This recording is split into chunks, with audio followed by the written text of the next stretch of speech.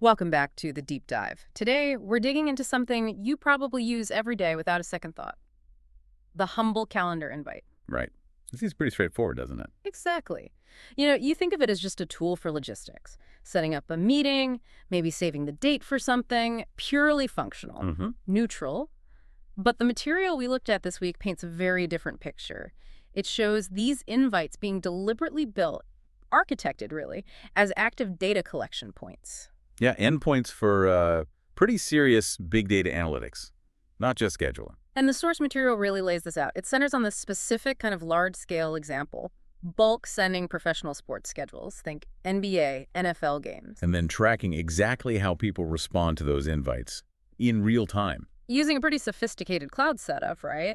AWS-based. That's right. The whole back end runs on AWS. And just to give you a sense of the scale this thing is built for, the demo itself kicked off with thousands of events already loaded. We're talking, what, almost 1,500 NBA events initially? Yeah, 1,481 NBA events listed, about 994 still needing processing in their queue, and around 300 NFL events, too. Yeah. It's clearly designed for handling entire league schedules. So this is way beyond just sending an email reminder. We need to get into the nuts and bolts here. Okay, let's unpack this. What's actually being built on the back end? What does it take to turn a simple RSVP into, well, actionable intelligence? That's really the core question, isn't it? It needs a whole dedicated tech stack because the main goal here isn't just delivering the invite. It's harvesting the response. Exactly, harvesting. It's about extracting that behavioral data from the calendar interaction itself. You can't just use standard tools for that. So what does this custom stack look like? The source mentions some specific components. Yeah, three main proprietary pieces. First, something called the calendar snack engine. Think of it like an assembly line. Okay. Just churns out thousands of these custom calendar files, the ICS files, really fast. Got it. And the second? That's the organizer dashboard. Yeah. That's like mission control. It manages the whole sending process, the queues, oversees the distribution. And the third piece was for targeting. Right, a VIP list engine that lets them send invites to very specific lists or groups, not just blasting everyone. That sounds incredibly complex, though, just to send out game schedules. Why build all this? Why use AWS? Couldn't they just use a standard, marketing email platform? Those handle bulk sends all the time. Well, yes and no. Standard email tracking tells you if someone maybe opened the email or maybe clicked a link inside it. Okay. Basic engagement. Right, but it doesn't give you that real commitment signal. To get the high-intent data, did they actually say yes, maybe, or no? To putting it on their calendar, you have to tap into the calendar protocol itself. Ah, okay. So you need to interact with the calendar system, not just send an email about the event. Precisely. And doing that at scale requires a serious infrastructure. Yeah. These invites aren't coming from, like, someone's personal Outlook. They hit a dedicated calendar invite server. And that server, built on AWS, uses something called an API gateway. Okay, what does the API gateway do here? Think of it like air traffic control for the data. It manages all the incoming and outgoing requests. It ensures the system can handle tons of responses simultaneously, securely, keeps everything flowing. So it routes the invites going out? And more importantly, routes the responses, except maybe decline signals coming back in. The whole setup screams real-time data flow, not just batch processing. I see. So the complexity, the AWS infrastructure, it's all needed to handle the two-way interaction with the calendar systems at scale and capture that response data instantly. Exactly. And the demo really helped illustrate this with those specific game examples. They picked Grizzlies at Nuggets. Yep, November 17th. And Vikings at Titans, same day. And just sent a small test batch, right? Like 11 invites for each. Precisely. Just 22 invites total in that test run. But it was enough to show the mechanism working. As soon as those went out, the system wasn't just sending anymore. It was listening. It switched to listening mode, waiting for the responses. Okay, here's where it gets really fascinating for me. How does the system actually convert that click me hitting accept in my Google Calendar, say, into a structured, trackable piece of data? Because all I think I'm doing is updating my own schedule. And that's the assumption this whole system leverages. The source material is very clear on the goal. Collect calendar receipt information, and crucially, the behavior interaction from the downstream calendar invites. Behavior interaction. Okay. So every time you click accept, or maybe or decline, your calendar application, following the standard protocol, sends notification back To the sender system. to the system defined in the invite. Yeah, it goes back through that API gateway we talked about and straight into the system's database. And they store this raw data. Right. The demo mentioned it landing in an S3 bucket, which is basically, Amazon's cloud storage. Just raw event data. But they don't just leave it raw, right? There's an analytical view.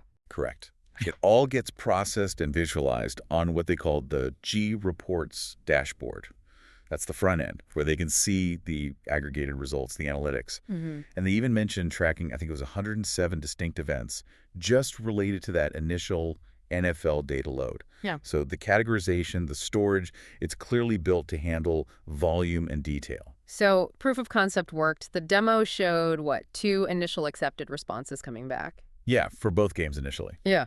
And they specifically highlighted it was coming from a test domain they controlled, techvader.com. Right, using a recipient named Zach as the example. Exactly. And the key was the dashboard immediately updated. They showed searching by game name, just typing Vikings or Mem for Memphis. And seeing those 2 accepted RSVPs pop up? Instantly. So right there, you already have a basic measure of, say, campaign uptake, initial positive responses. But as you said, it's about more than just that initial static count. The real power, the deeper insight into what people are actually thinking or intending, that comes from tracking the changes in their responses over time. This is where it moves completely beyond standard marketing metrics. Yeah. Like an email open, that's pretty passive. Yeah. An RSVP is an active commitment. It's a signal of intent. So tracking a change in that commitment, that's like watching someone's interest level fluctuate in real time. Okay, so how did the demo show this? It walked through a perfect example. They took one of those initial accepted responses. For Zach at techvader.com. Presumably, yes. And manually changed the status on the calendar side to maybe or tentative, as the protocol calls it. And the system caught it? Instantly. The reporting dashboard immediately refreshed to show 1 accepted, 1 tentative for that game. Wow. That maybe status, that feels like analytical gold, doesn't it? Because accept is clear, decline is clear. But maybe? What does that tell them? It's huge. It signals continued interest, but also uncertainty. From a marketing or engagement perspective, decline is a lost cause, accept is a win. But maybe or tentative? That's someone still considering it, still on the fence. Exactly. They're interested enough to keep it on their calendar, blocking the time, but they haven't fully committed. It's a lead, essentially, a much higher value signal than just a website click, because it reflects an actual potential scheduling commitment. So it helps them build a kind of engagement funnel, separating the definite yeses from the maybes and the nos. Precisely. Yeah. And they could potentially target follow-up actions based on that status. And the demo showed the system tracks the whole journey, not just accept to maybe. Absolutely. They showed the same change, except 2, maybe for the other game too, the NFL one, proving it wasn't a fluke. Okay. Then they went further.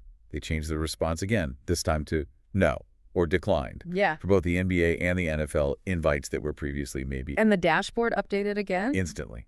Showed 1 decline for each game now. So if you connect the dots, the system is literally mapping an individual's engagement journey with that specific event over time. From initial acceptance through uncertainty, maybe all the way to rejection, it's logging these subtle shifts in intent continuously in real time. That's the real analytical power here, using the calendar invite itself as the measurement tool. It really transforms that simple act of clicking accept or maybe. It's not just organizing your day anymore. It's feeding data into an engine tracking your interest level. Exactly. So if you synthesize all this, what you have is a pretty sophisticated big data analytics collection engine. Built entirely around calendar invites. Built around leveraging the universal standard of calendar invites, the namespace, as they put it, of sending out global calendar invites. And the key value proposition isn't just knowing someone accepted. No. The real value comes from collecting all this granular behavioral data. Yeah. The accepts, the maybes, the declines, the changes, and then being able to slice and dice it. How so? Specifically, the source emphasized analyzing this data based on the recipient's domain, their email domain. Okay, wait. So it's not just tracking Zach individually. It's about tracking how, say, everyone at techvader.com responded, or everyone at bigger companies. Precisely. Imagine sending invites for a product launch webinar. You could see in real time that maybe people in the financial services domain are overwhelmingly clicking accept, Okay. but maybe folks in the tech sector domain are mostly clicking maybe. That completely changes the game. You're essentially generating engagement heat maps across entire industries or types of organizations just based on their email domain. You got it. If you sent out 1 million invites for that sports schedule, you could potentially see the commitment level broken down by every major company domain you targeted. You could see which sectors are hot, which are hesitant. And know when they became hesitant because it tracks the changes. Exactly. As a marketer, that's incredibly powerful. You could see that wave of maybes coming in from a certain sector and decide to send a targeted reminder or maybe a special offer just to domains in that group. So it provides real-time, actionable insights, segmented by industry, maybe company size, geography, just by analyzing the domain tied to the calendar response. Yeah, it's way more robust than looking at website analytics or email open rates alone. It's measuring actual, albeit digital, commitment. So wrapping this up, what does this all mean for you, the listener, just trying to manage your schedule? That simple click, accept, decline, maybe on an invite. It means that action, which feels purely personal and logistical, might actually be getting logged, tracked, aggregated by your organization's domain. And fed into a big data system analyzing patterns of commitment, interest, and even doubt across whole segments of the population. Which really brings us to a final, maybe provocative thought to leave people with. Okay. If something as basic, as foundational as a calendar, invite a tool we all rely on just for organizing our time, can be intentionally re-engineered into this kind of granular, real-time behavioral data collector. Tracking not just the decision, but the change in the decision. Right.